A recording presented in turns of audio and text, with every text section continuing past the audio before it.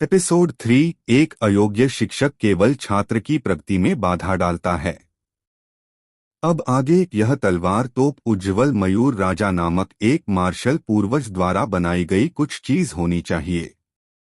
उस समय जब जिया किंगचेन दुनिया भर में घूम रहा था तो उसने एक बार ब्राइट मोर राजा को अपनी तलवार कला का प्रदर्शन करते हुए देखा था। यही कारण था कि उसे इस बात का कुछ आभास था। तलवारबाज पिंगयांग, जो पहले गुस्से से हंस रहा था, चौंक गया। उसने चौंक कर जिया किंगचेन को देखा। क्या तुम सच में इस तलवारबाजी की कला को पहचानते हो? लोन क्लाउड सिटी में 5 लोगों से ज्यादा लोग नहीं थे जो उसकी तलवार कला की उत्पत्ति के बारे में जानते थे। जिया किंगचेन को यह कैसे पता चला? जिया किंगचेन बिना कुछ कहे चला गया। उसने अपना हाथ आगे बढ़ाया। मुझे तलवार दो, मैं तुम्हें सिखाऊंगा कि असली मोर तलवार तोप क्या है। तुम मुझे सिखाओगे? तलवारबाज पिंगयान अब सचमुच क्रोधित हो गया था। उसे गहरा अपमान महसूस हुआ। लोन क्लाउड सिटी में नंबर 1 मार्शल शिक्षक के रूप में उन्होंने कितने स्वर्ग चुने हुए लोगों का पालन पोषण किया था। वह तो केवल दूसरों का मार्गदर्शन कर रहा था। फिर ऐसे लोग कैसे हो सकते थे जो यह कहने का साहस कर सकें कि वे उसका मार्गदर्शन करना चाहते हैं? आज एक 17 वर्षीय युवक ने सचमुच इतनी अहंकारपूर्ण बात कहने का साहस किया। भला वह क्रोधित क्यों न होता? सड़े हुए काठ, तुम सच में जिद्दी हो, तुम सुधार से परे हो। तलवारबाज पिंगयांग ने अपनी उंगली हिलाई और उससे उत्पन्न शक्ति ने बैंगनी रंग की 7 सितारा तलवार को जमीन में धंसा दिया। तुम मुझे मेरी तलवार कला पर मार्गदर्शन देना चाहते हो, है न? ठीक है, जैसा तुम चाहो करो। हालांकि अगर तुम इस बूढ़े आदमी को मना नहीं सकते तो मैं अब तुम्हारे जैसे छात्र को नहीं पढ़ाऊंगा। जिया किंगचेन उदासीन दिख रहा था। वह आगे बढ़ा और बैंगनी रंग का 7 सितारा तलवार डॉट तलवारबाज पिंगयांग ने बगल से ठंडी निगाहों से देखा और मन ही मन ठंडी हंसी हंसने लगा। शायद जिया किंगचेन को तलवार पकड़ना भी नहीं आता होगा, है न? हालांकि तलवारबाज पिंगयांग को आश्चर्य हुआ कि जिया किंगचेन ने न केवल तलवार को कुशलता से पकड़ रखा था बल्कि वह हवा में तलवार का फूल भी बना सकता था। जिया किंगचेन ने आह भरी। मुझे तलवार का इस्तेमाल किए हुए बहुत समय हो गया है। मुझे लगता है कि अब मैं कुछ हद तक जंग खा गया हूँ। जब वह पूरी दुनिया में अजेय हो गया तो स्वर्ग दंड देने वाली तलवार को म्यान में बंद कर दिया गया। उसके लिए इसका इस्तेमाल करना बेहद दुर्लभ था। बैंगनी रंग की 7 सितारा तलवार से थोड़ा परिचित होने के बाद जिया किंगचेन ने तलवारबाज पिंगयांग की ओर देखा। अच्छा देखो, मैं इस तलवार कला को सिर्फ एक बार ही प्रदर्शित करूंगा। जैसे ही वह बोला, उसका आभामंडल अचानक बदल गया।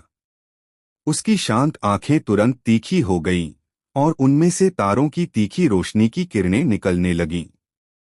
उसका पूरा शरीर एक खुली तलवार की तरह था जो तीक्ष्णता से भरा हुआ था। पहला रुख, मोर अपनी पूंछ फैलाता है। दूसरा रुख, छायाहीन हंस। तीसरा रुख, 100 पक्षी वापस लौटें। ऐसा लग रहा था मानो जिया किंगचेन किसी पार्क में आराम से टहल रहा हो।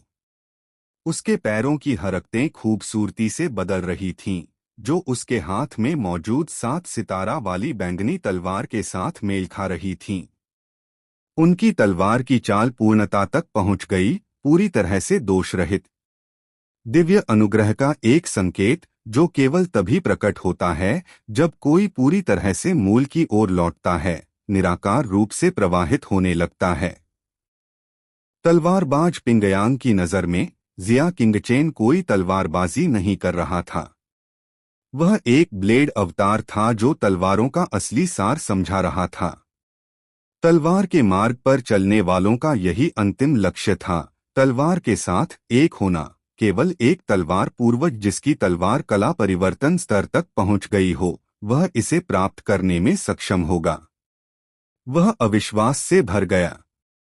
एक 17 वर्षीय युवक वास्तव में तलवार वाले के सर्वोच्च क्षेत्र में पहुंच गया। हवा चलने लगी, बादल उमड़ने लगे, छायाएं रुक गईं, तलवार रुक गई। फिर भी तलवार की मंशा लगातार जारी रही। यह लंबे समय तक चलती रही और अंततः फीकी पड़ गई। चौड़ाजिया किंगचेन ने अपनी तलवार वापस खींच ली। वह बहुत संतुष्ट नहीं था और उसने खुद का मजाक उड़ाया, मैं वाकई जंग खा गया हूँ। मैं इतनी साधारण तलवार को भी अच्छी तरह से नहीं चला पाया। तलवारबाज पिंगयांग की नज़र में तलवार के साथ एक एक निर्दोष और अद्भुत तलवार कला का प्रतीक था। लेकिन जिया किंगचेन की नज़र में यह कुछ खास नहीं था। जिया किंगचेन ने लापरवाही से अपना हाथ हिलाया, बैंगनी 7 सितारा तलवार को उसके मुंह में घुसा दिया। उसके सामने जमीन थी। उसने अपने हाथ अपनी पीठ के पीछे रखे और बोला, हालांकि मैं मोर तलवार कैनन के सार का लगभग 70% से 80% ही प्रदर्शित कर पाया, लेकिन यह स्पष्ट रूप से आपके से बहुत बेहतर है। आप क्या साधना कर रहे थे? आपकी तलवार की चालें मिश्रित हैं, जो प्रत्येक रुख की तलवार की मंशा को गड़बड़ कर रही हैं। दोनों मोर तलवार तोप का प्रदर्शन कर रहे थे, लेकिन तलवारबाज पिंगयांग की तलवारबाजी खाली और कमजोर लग रही थी, जैसे कि एक छोटा बच्चा जो अभी भी विकसित हो रहा हो। इसकी ताकत स्पष्ट रूप से बहुत कम थी। फिर भी जिया किंगचेन ने इस तलवार कला का असली उद्देश्य प्रदर्शित करने में कामयाबी हासिल की। यह गहरे रहस्यों से भरा हुआ था, जिससे कोई भी व्यक्ति खुद को इस हद तक डूबा लेता था कि उसके पास खुद को बाहर निकालने का कोई रास्ता नहीं होता था। तलवारबाज पिंगयांग के होंठ कांप रहे थे। वह गहराई से सोच रहा था, जवाब देना चाहता था, हालांकि उनके पास कहने को कुछ नहीं था। जिया किंगचेन की तलवार दाव स्पष्ट रूप से उसकी तुलना में बहुत अधिक थी। उनमें आकाश और पृथ्वी के बीच का अंतर था। आपकी तलवार दाव, जिसमें आप सबसे अधिक कुशल हैं, उसकी तुलना मेरे साथ भी नहीं की जा सकती। लेकिन फिर भी आप मुझे मार्गदर्शन और शिक्षा देना चाहते हैं। जिया किंगचेन की आंखों में ठंडी रोशनी चमक उठी। तलवारबाज पिंगयांग के दिल में उथल पुथल मच गई।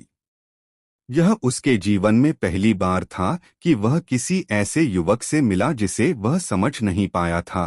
तलवारबाजी की तकनीक मेरी विशेषताओं में से केवल एक है। यह बूढ़ा आदमी अभी भी 4 अन्य क्षेत्रों में कुशल है।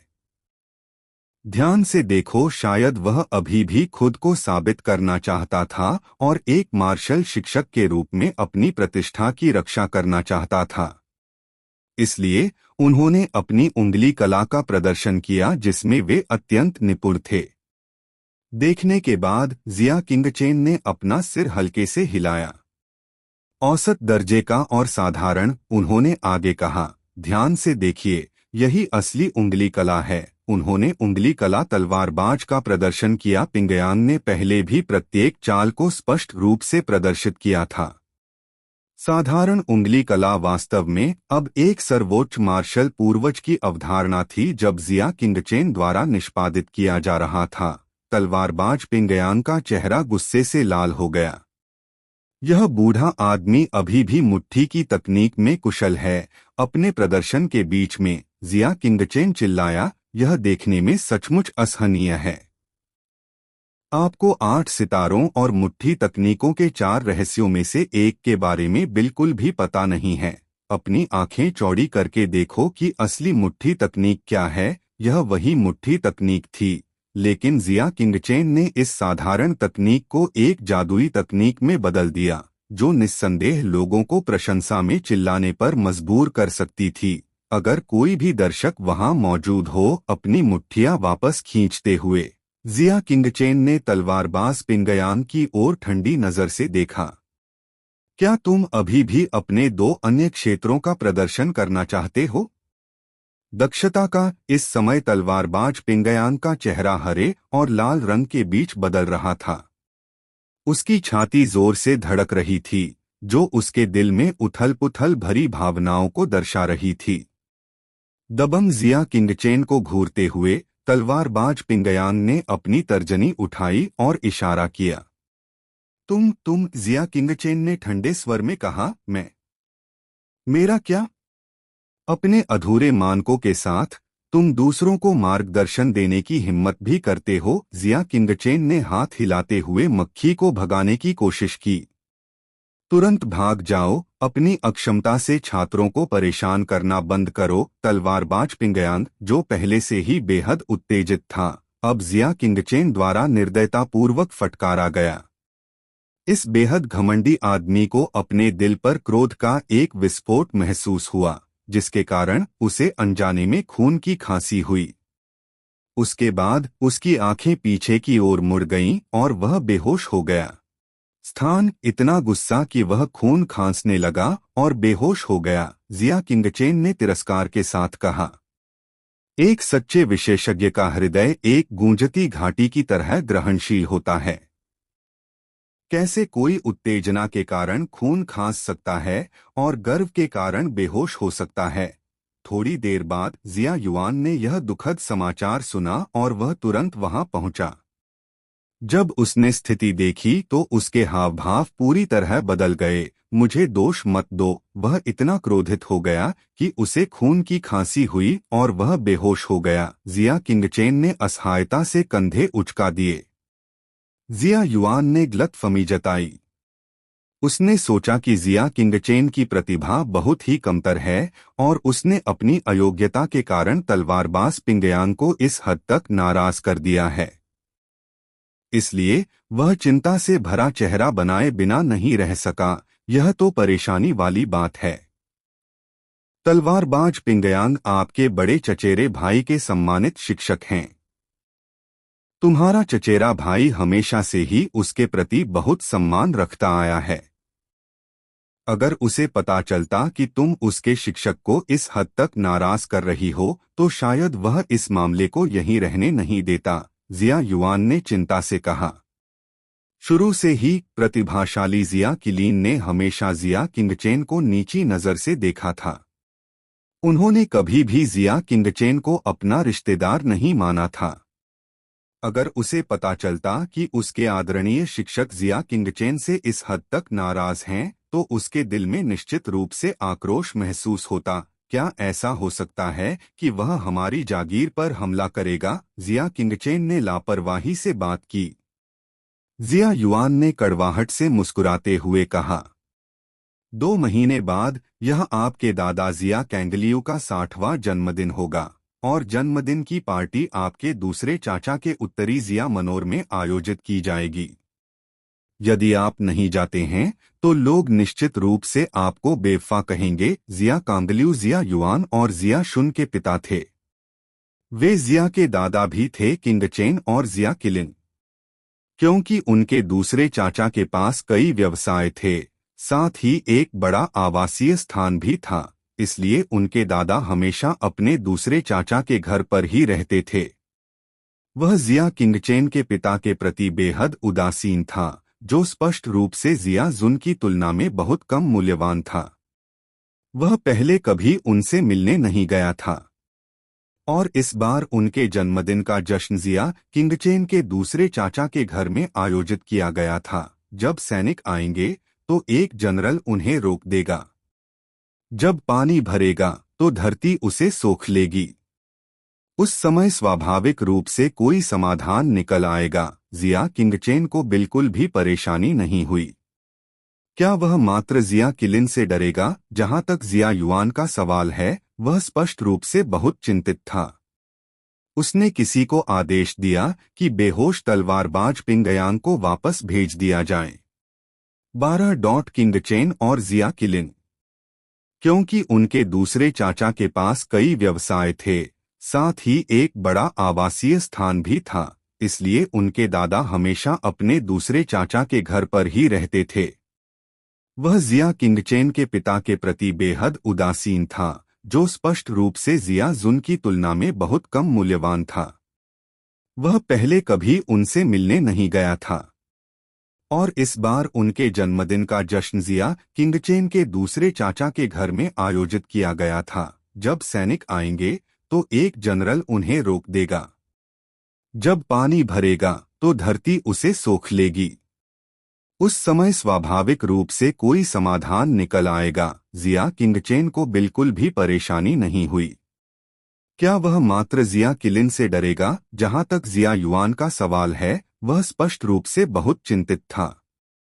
उसने किसी को आदेश दिया कि बेहोश तलवारबाज पिंगयांग को वापस भेज दिया जाए। एक दिन बाद शहर के उत्तरी जिया मनोर में जिया किलीन गुस्से से भरे चेहरे के साथ लौटी। जिया जुन आंगन में बेचैनी से टहल रहा था। अपने बेटे को वापस आते देख उसने पूछा, तुम मास्टर पिंगयांग से मिलने गए थे? उनकी हालत कैसी है?